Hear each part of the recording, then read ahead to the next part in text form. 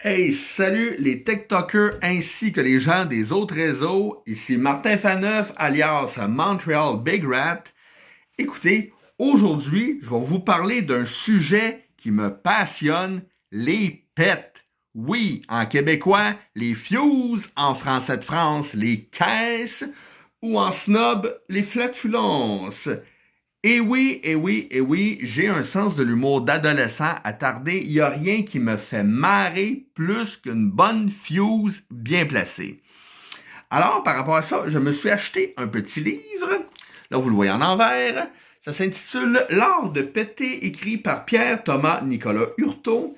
C'est un classique de la littérature française. Je crois que ça date du 18e siècle, les années 1700. Tout comme moi, ce mec était un pétomane, il faisait une fixation sur les pets.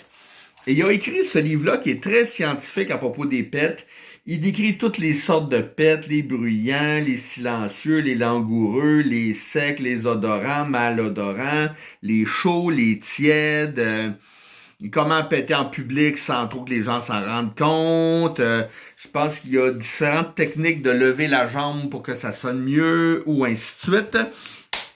La seule place où le livre est un peu décevant, c'est que il nous apprend pas, à nous les hommes, à péter au lit avec une dame sans qu'elle s'en rende compte. Je le sais, c'est un problème pour moi parce que j'ai toujours envie de lâcher une caisse quand c'est pas le temps, ok? Je rentre dans une Renault 5, j'ai envie de fuser, je rentre dans un ascenseur, j'ai envie de fuser, je suis au lit avec une femme, c'est sûr que tôt ou tard, il va me pogner l'envie de fuser. Alors, vu que le livre est incomplet et ne donne pas de technique à ce niveau-là, j'ai dû développer mes propres techniques. Vous savez, autrefois, quand j'étais un vendeur de drogue, je m'étais fait une maîtresse. Bon, c'était pas ma blonde, là, parce qu'elle voulait pas sortir avec un vendeur de drogue. C'était une femme qui avait quand même une bonne job, tu sais. Puis, écoute, ça faisait plusieurs fois qu'il fallait que je me retienne pendant que je baisais avec elle. J'avais trop envie de péter. Alors là, j'avais développé une stratégie. J'avais pris un verre de vitre vide que j'avais mis sur la table de chevet. Puis là, je l'avais invité. Hey, salut Valériane, ouais, ça te tente-tu qu'on s'amuse un petit peu ce soir? C'est pas son vrai nom, là, mais je l'appelle Valériane parce qu'elle était un peu hippie, elle était un petit peu granola, cette femme-là, tu sais. Elle arrive chez nous, on commence à baiser. Comme d'habitude, l'envie de fuser me pogne. Mais là, je lui dis, oh, chérie, désolé avoir des relations sexuelles. Moi, des fois, ça me donne soif un peu. Mon verre est vide. Je vais aller me servir un verre à la cuisine. Le problème, c'est que c'était une hostie de hippie qui traînait toujours une maudite bouteille d'eau vegan dans sa sacoche. Elle est là, elle me regarde. Non, mais non, Martin, il va pas boire l'eau du robinet. Voyons, non, c'est dégueulasse, c'est plein de chlore, tu sais. Moi, je traîne toujours une bonne bouteille d'eau vegan dans ma sacoche. Tiens, prends ça. Ça a été cueilli dans une source en France. Et puis après ça, béni par des druides supraïstes. C'est équitable. Tout ce que tu voudras, là.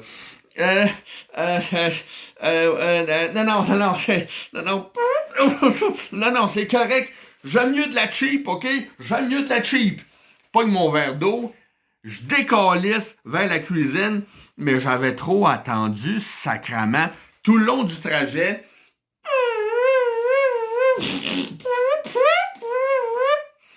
Fait oublie ça. Elle s'en est aperçue, ça l'a turn-affé, elle a crissé son camp. Vous avez bien deviné que ma stratégie, c'était d'aller à la cuisine, me servir un verre d'eau, péter dans la cuisine et revenir, tu sais. Ben non, ok, ça avait pas marché, fallait que je peaufine mes techniques.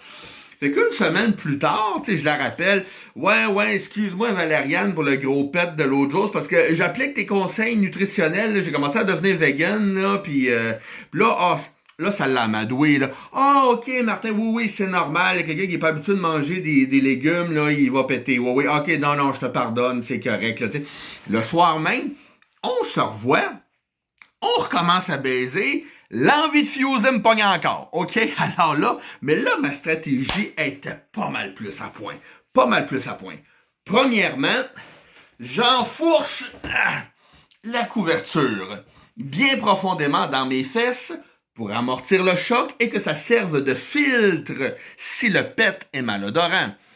Et la partie suivante consistait à faire le plus de bruit possible pour pas qu'elle s'en rende compte. Hey Valériane, hey, je t'ai pas parlé de ce qui m'est arrivé l'autre jour. Frère Jacques. Ça a marché, elle s'est pas rendu compte, pantoute, que je fusais. Le seul problème, c'est que quand t'es en train de baiser avec une femme puis que t'arrêtes en plein milieu pour faire ces simagrées-là, ça turn off la gonzesse encore plus, puis elle calisse encore plus son camp, ce qui est arrivé. Fait que là, je me suis dit, tabarnak, là, t'sais. Là, je continue d'étudier ça, quelle méthode je pourrais utiliser pour péter au lit avec une femme sans qu'elle s'en rende compte. Là, je vais bientôt faire des recherches Internet. Parce que je me suis rendu compte dès mon plus jeune âge que les femmes apprécient pas les flatulences autant que les hommes. T'sais. Pour nous, les hommes, c'est cool un pet, mais pour une femme, c'est dégueulasse. J'ai vécu toute une expérience par rapport à ça. Quand j'étais plus jeune encore, quand j'avais 24 ans, je sortais avec une belle, charmante jeune femme qui s'appelait Constance. C'est pas son vrai nom, là, mais je l'appelle Constance, OK? Puis, elle avait des belles qualités, elle était franche, elle était loyale, elle était fidèle, mais elle était germaine, puis elle pouvait avoir un mauvais caractère quand elle voulait, par contre, là, t'sais. Un matin, elle s'était levée du mauvais pied, parce qu'elle avait pris une brosse la veille, puis elle m'avait mauditement fait chier toute la Christie de journée. À la fin de la journée, l'heure de la vengeance avait sonné, OK? Parce que, voyez-vous, comme mon psychiatre favori, connu dans les médias, dont je vais taire le nom, je pense que la vengeance, c'est thérapeutique parce que ça permet de régler un cas. Et j'irais même jusqu'à dire que ça nous permet de sortir de notre statut de victime et donner une leçon à notre assaillant, faisant en sorte qu'il recommencera peut-être pas.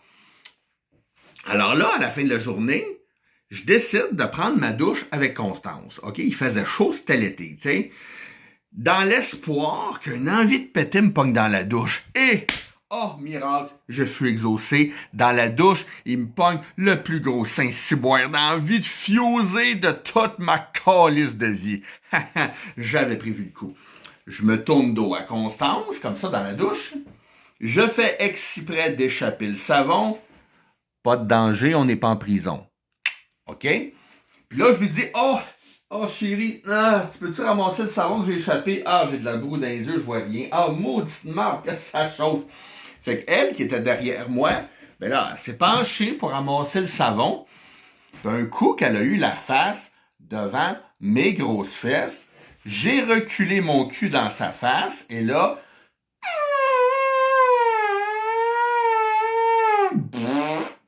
en pleine gueule.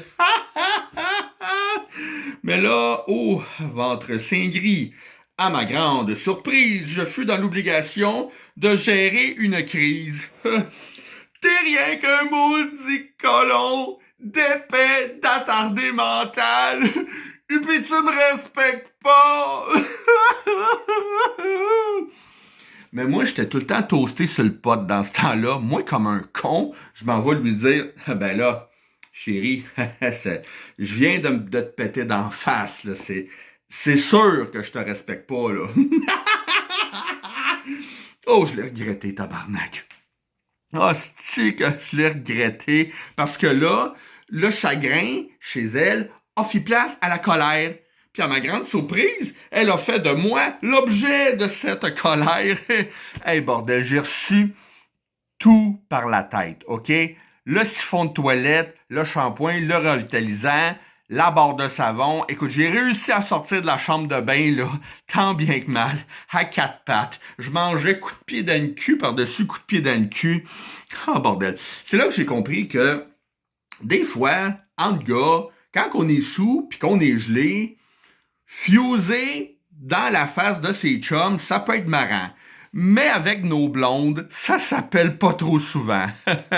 Peace, have fun.